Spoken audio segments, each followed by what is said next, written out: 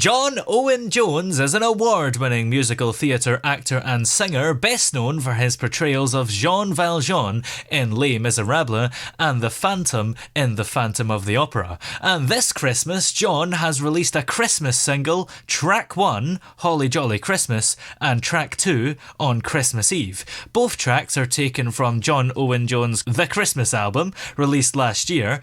On Christmas Eve is a previously unheard track from the vaults of legendary songwriter Les Reed, who wrote Delilah and It's Not Unusual, among many others. And John is on the phone here. How are you today? I'm pretty good, mate. How are you? I'm very well, thank you. So, one of the songs on the single, On Christmas Eve, it's a great song with great lyrics, and it just gets you in the Christmas mood, doesn't it? I like to think so. You know, when I was putting this whole Christmas album together, it was very much requested by a lot of my fans. It's never something I'd ever even thought of doing. Yeah. I thought, well, I'll just stick to some classic Christmas tracks, and hence the song "Holly Jolly Christmas" and "The Most Wonderful Time of the Year" and things like that. Yeah. And then when I was digging a bit deeper, I found this track. Donna Reed, Les Reed's daughter, I know her from a long time, and she said she had this track that her dad had, and I took it, and I thought, this is perfect. It's right up my street. So I just thought, can I just modernise it a bit? Can I tweak some of the lyrics? And so Donna said yes, and so I did, and now I'm really happy with the result. And the funny thing about my Christmas album, I have to say this, is that I recorded it last summer in a heatwave. So if you can imagine me sweating in the studio while singing songs about snow and winter, so hopefully I've managed to get away from that and put people in the Christmas spirit when they listen to it. Did that help you cool down in the heatwave, singing about snow, or did it maybe make it even worse? Do you know what? It was really hot in there. There was no air conditioning either. Yeah. But my engineer, the guy I used to record the album for me, he'd put like a Christmas tree up. He'd put lights everywhere. So it felt Christmassy, but all the extra lights made it even warmer. Oh, no.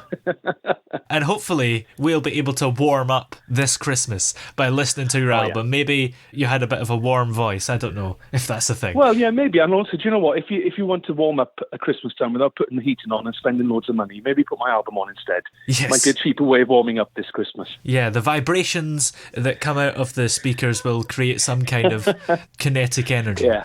Yeah. Why do you think On Christmas Eve has never been heard before? I have no idea. I really don't. I mean, a lot of songwriters are really prolific. They write all the time. I mean, Lloyd Webber's got an enormous back catalogue that he will just dip into. When he's got an idea for a song, he will look back and stuff he's just written just for fun, and then plunder that, and that's what songwriters do a lot of the time. They have like a deep vault of stuff that was never heard or never used, but was always intended to be used. You don't write a song just for you to listen to. I mean, obviously Les Reed, when he put this song together, he wanted the world to hear it, but for some reason it never got out there. So I'm delighted to be the person, to be the voice that gets his tunes across, Yeah. And you say that this Christmas album was very much requested by the fans. You'd never really thought of doing one before.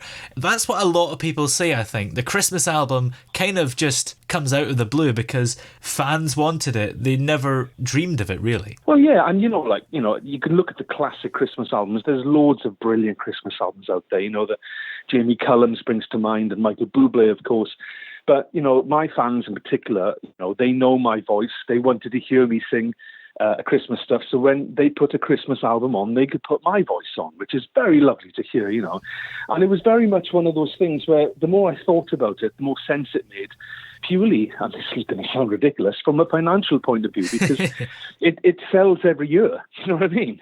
Yeah. And also, I'm really proud of it. I think it's an album of two halves. So there's the first half is all kind of classic Christmas songs, and the second half is songs like On Christmas Eve, unheard, kind of unknown, a bit more modern, a bit more interesting. So you've got an album, you've got almost like a double album in a single album. And it's just, I think it should tick all the boxes for people at Christmas. That's what I want anyway. And for the side that has these classic Christmas songs, one of them is Holly Jolly Christmas, of course, from this single.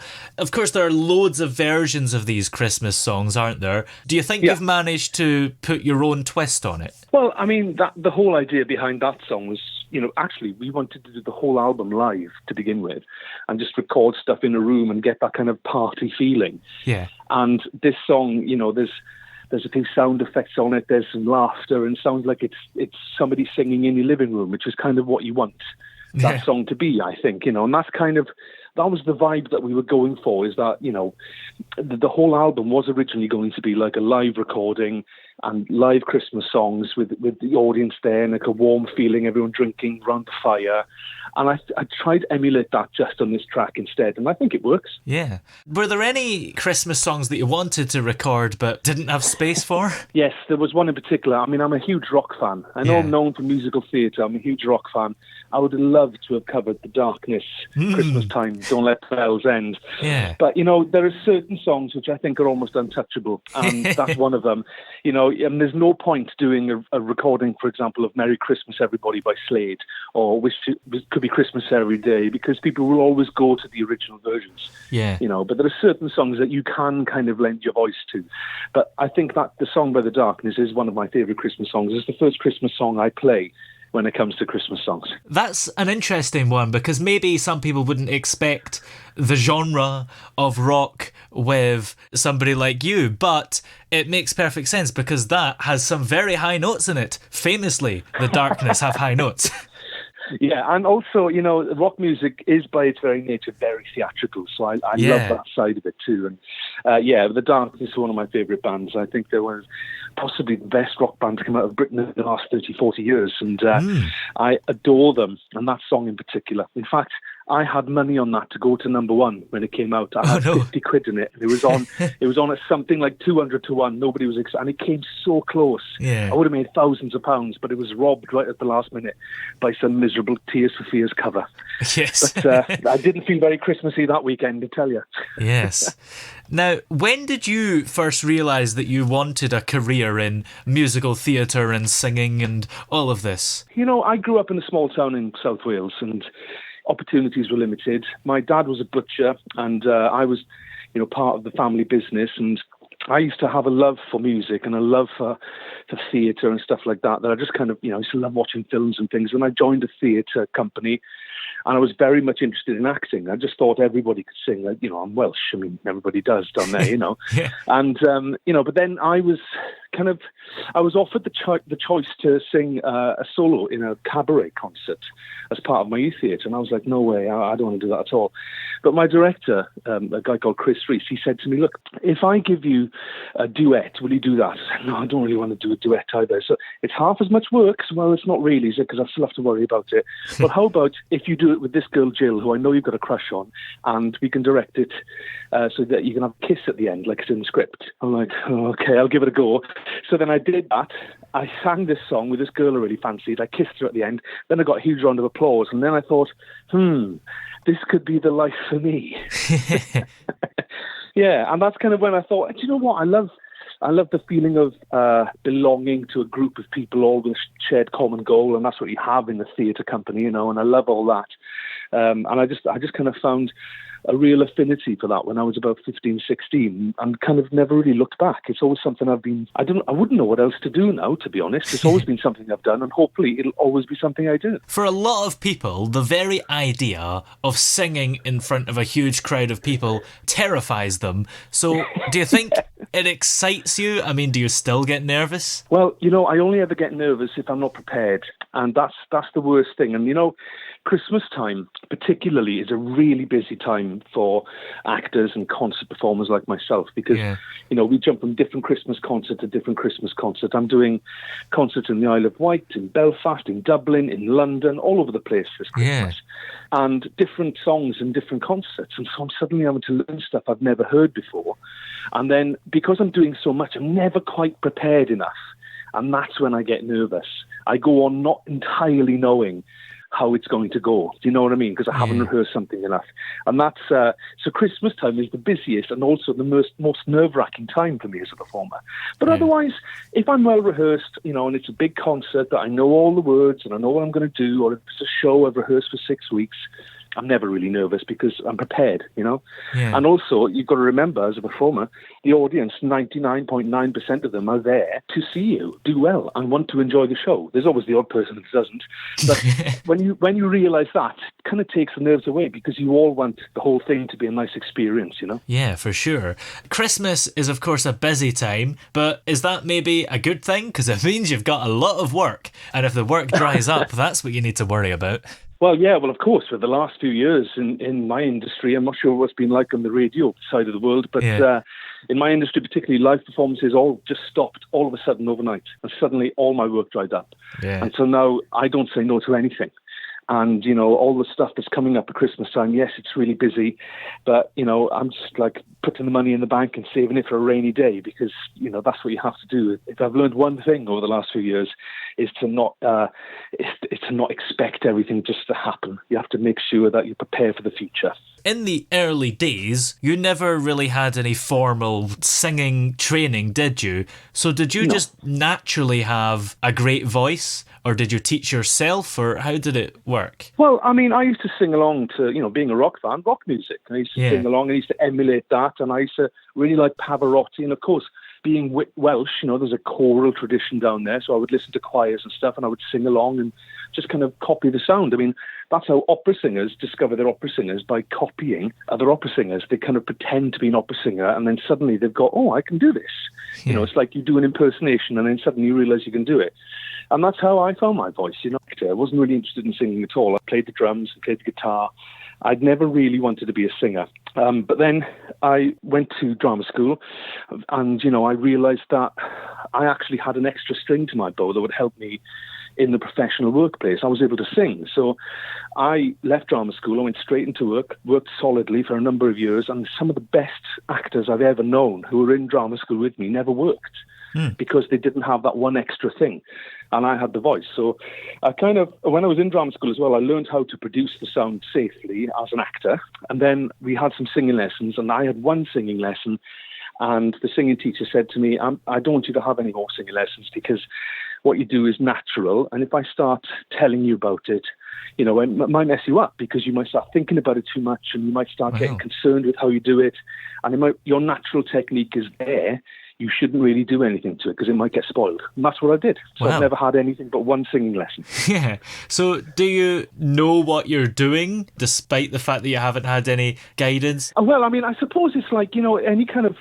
singing and acting is a craft. It's not an art, it's a craft, right? It's something you learn, and the more you do it, you get better at it. And of course, I was doing 8 shows a week in the West End and learning how to produce the sound, and how if one day I had a sore throat or I felt a bit tired, how suddenly I had to kind of work at making the sound as opposed to letting it just pour out. And as you get older, of course, that becomes more important. So I've learned how to sing by singing. That's the easiest way to describe it, really. Yeah. I have a natural ability to do it, but then how to do it and sustain it and keep it healthy, that's something that you learn on the job. And I guess what I really mean is, do you know that what you're doing is correct? You can tell that you're able to sing good. You have the ear. Yeah, very much. Yeah, it's like, I would say it's equivalent to driving a car. If you don't know how to drive a car, you're going to crash. Yeah. And it's the same for singing. You can feel when something's wrong, and you feel when something's right. Or even it's like hitting a golf ball. When you get that swing just right, it feels great. Yeah. But it's not always great all the time, and you've got to work to make it great every time. And that's what singing is, really. Now, you're probably best known for your portrayals of Jean Valjean in Les Miserables and the Phantom in The Phantom of the Opera. Yeah. Everybody knows those two musicals. The Phantom of the Opera, when you see it, you kind of sing it in your head as well. Why do you think they are so successful eternally? If I knew the answer to that question, I would be a billionaire. But, but I don't think even the producers and the writers themselves quite know how. Because, I've just come back from Australia where I was performing the music of Boublil and Schoenberg, who wrote Les Mis and who wrote Miss Saigon, two huge blockbuster musicals, but they've never replicated that success with other shows. and because they just struck gold at that right time. And it's the same for Lloyd Webber. He's written loads and loads of shows, but only really a handful are massively successful. Yeah. And also they're of their time. But I think ultimately those two shows in particular are a perfect example of how to perform modern musical theatre. They're a great combination of a good story, which is the most important thing, some great music, great tunes, interesting performances and actors and superb set design, and just something that when people come and watch them, they can just switch off and forget and immerse themselves in this wonderful experience of watching these musicals. And I think that's probably why they're so successful. But actually, if you actually were able to create a blueprint of how to do it, I don't think anybody could. They just struck gold, They caught lightning in a bottle. Yeah. And what would you say has been your favourite role over the years? That's an interesting question. Obviously I'm known for doing those two big shows, Phantom and Les Mis. And Yeah. Valjean in Les Mis is probably my favourite of all the shows I've done because of what it's given me. And it's very satisfying. But the one I'm currently most favoured of is the next show I'm doing in the West End, which is the Great British Bake Off, the musical. Yeah. It sounds like an insane idea, right? But when it was pitched to me last year, would you be interested in playing the Paul Hollywood character? I'm like, well, I don't know about that. It sounds like a crazy idea. Send me the script and the music. I had a look at it and I was like, right, where do I sign up? This is brilliant. And we did a tryout this year, just gone in July, August, in Cheltenham for 2 weeks. The audiences went crazy for it. It was really fantastic. Now we're coming into London for a limited run. And, it's a little Christmas present I've got to look forward to that. The fact that I'm going to be in London, in the West End, doing a show I absolutely love that's not Les Mis or Phantom. It's going to be a lot of fun. I think I read about this a few months ago, and I think we have to point out for legal reasons, it's not the Paul Hollywood character, it's Phil Hollinghurst. No relation at all. Well, no relation at all, no, but he does look an awful lot like him, funnily enough. Yes, and they have, obviously we have the tent and we have the cakes, and also Love Productions, the company that produced the TV show, fully endorsed this, and there's their money behind it, they're supporting it. Yeah. But I think they rather rightly decided that they didn't want to call these characters Paul Hollywood and Prue Leith. Yeah. They wanted characters that were similar, but not them. So they gave them new names, but, and it's also like a knowing wink to the audience. Hi, I'm Phil Hollinghurst, but you know who I am, really. Yeah. And Paul was going to come and see it in Cheltenham, but he couldn't because he had COVID. But Prue Leith came and she loved it, Yeah. And it was just an enormously satisfying experience and one I'm really looking forward to. With the name changes, do you have a lot more freedom with the characters? You don't have to play it as Paul Hollywood would be? Well, exactly. Yeah, that's what's also very good about it, is that you don't have to do an incredibly accurate impersonation. Yeah. Like this Elvis movie that was out recently, the guy could not do anything other than an Elvis impersonation. Yeah. You know what I mean? As good as he was, but with me, I can have a bit of license, because there are scenes in it where I sing ridiculously high and do some dancing, and you wouldn't really expect Paul Hollywood to do that. But also at the same time, I'm also, I'm demonstrating baking techniques and slapping a strudel, and it's brilliant, and I highly recommend you come to see it, and anyone who's listening comes to see it because they'll have a great time. And that's going to be in 2023, right? That's right, yeah. It's running at the Noel Coward Theatre in the West End between February and May. Yeah, that's exciting. Well, what else is coming up for you other than that? Any more exciting projects? Well, after Christmas, and obviously my number one single after this interview, yes.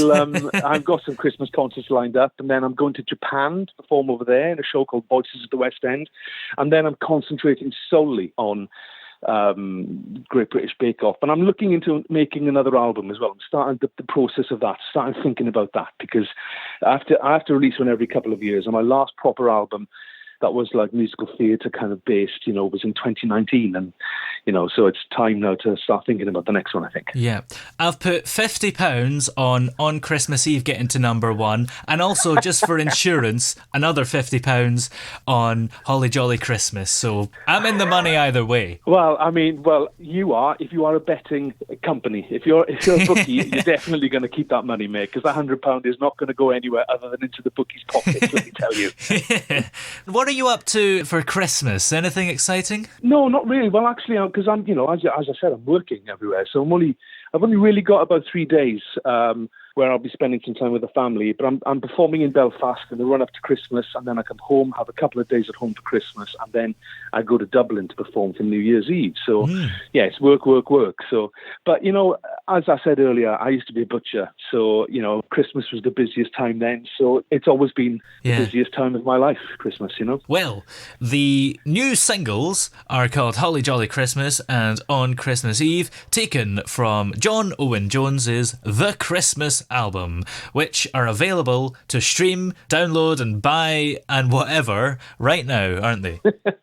They are indeed. And if everyone does go out and buy this, then hopefully your money will be safe and you'll make a bit of money from the betting office, all right? Excellent. Thank you very much for joining us and have a great Christmas. Sure. Happy Christmas to you too.